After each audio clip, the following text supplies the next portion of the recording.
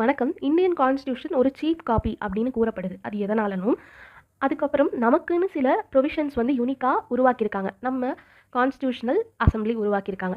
அதில வந்து சில ப்ரொவிஷன்ஸ வந்து ஹைலைட் பண்ண போறோம். அதுக்கப்புறம் அந்த ப்ரொவிஷன்ஸ் எப்படி இந்தியாவோட சமூக மற்றும் அரசியல் வரலாற ஷேப் பண்ணுச்சு அப்படின்றத பார்க்க போறோம். இப்போ சீப் காப்பி அப்படின்னு சொல்றாங்க. சீப் காப்பி அப்படின்னு ஏன் சொல்லப்படுதுன்னா, இந்தியன் கான்ஸ்டிடியூஷன் வந்து நெறைய கண்ட்ரீஸ் கிட்டேருந்து ஐடியாவ பாரோ பண்ணாங்க.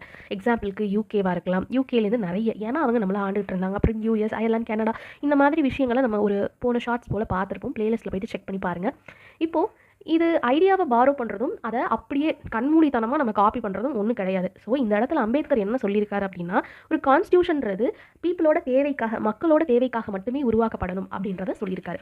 அடுத்து இந்த கான்ஸ்டிடியூஷன் சீப் காப்பி அப்படின்னு சொல்லப்படுது. நம்மளோட கான்ஸ்டிடியூஷன். அது ஏன் சீப் காப்பி இல்ல அப்படின்னா, இப்போ நம்ம நெறைய இடங்கள்ல பார்த்து, நெறைய நாடுகள பார்த்து கான்ஸ்டிடியூஷன்ஸ் வந்து ப்ரொவிஷன்ஸ வந்து பாரோ பண்ணியிருக்கோம். ஆனா அந்த ப்ரொவிஷன்ஸ நமக்கு ஏத்த மாதிரி மாடிஃபை பண்ணி, இந்தியன் ரியாலிட்டிக்கு தகுந்த மாதிரி அத அடாப்ட் பண்ணிக்கிற மாதிரி தான் அத உருவாக்கியிருக்கோம். ஸோ நெறைய ப்ரொவிஷன்ஸ் வந்து இந்தியன்ஸ்க்காகவே உருவாக்கப்பட்ட ஒன்று.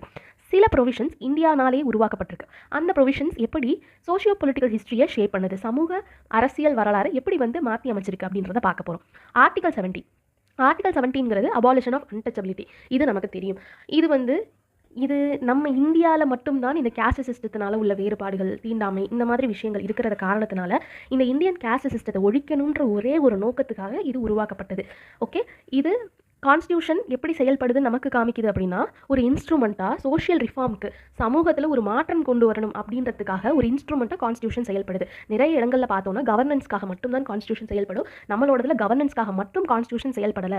இன்ஸ்ட்ருமெண்ட்டா சோஷியல் ரிஃபார்ம்க்கு ஒரு இன்ஸ்ட்ருமெண்ட்டா செயல்படுது அப்படின்றத இந்த இடத்துல வந்து இந்த ஆர்டிகல் மூலியமா நம்ம தெரிஞ்சுக்கிறோம். இந்த ஆர்டிகல் எதுக்கெல்லாம் லிங்க் ஆகி இருக்குன்னா, சோஷியல் இன்இக்வாலிட்டி இருக்கக்கூடாது அப்படின்றதும், காந்தியன் ஐடியாஸ் இத பத்தி நம்ம பின்னாடி பார்ப்போம். அடுத்து freedom struggles, social justice agenda. Social justice வந்து ஃப்ரீடம் ஸ்ட்ரகிள்லேருந்து இருக்கு. அது கூடலாம் வந்துட்டு லிங்க் ஆகுது. அடுத்து ஆர்டிகல் 29 அண்ட் 30. ஆர்டிகல் 29 அண்ட் 30 நமக்கு ரொம்ப இம்பார்ட்டன்ட்டான யூனிக் ஒரு ப்ரொவிஷன். ஏன்னா நம்ம வந்துட்டு ஒரு வேற்றுமையில ஒற்றுமை அந்த மாதிரியான ஒரு நாடு தான். நம்ம இதில் நிறைய லாங்குவேஜஸ், நிறைய கல்ச்சர், எஜுகேஷன் சிஸ்டம் எல்லாமே டிஃப்ரெண்ட். ஸோ கல்ச்சரையும் எஜுகேஷன் ரைட்ஸையும் ப்ரொடெக்ட் பண்ணுறதுக்காக மைனாரிட்டிஸை ப்ரொடெக்ட் பண்ணணும், லாங்குவேஜை ப்ரொடெக்ட் பண்ணணும், கல்ச்சரை ப்ரொடெக்ட் பண்ணணும், எஜுகேஷனை ப்ரொடெக்ட் பண்ணணுன்ற ஒரே ஒரு காரணத்துக்காக நம்ம நாட்டுக்காக உருவாக்கப்பட்ட ஒரு கான்ஸ்டிடியூஷன் இது.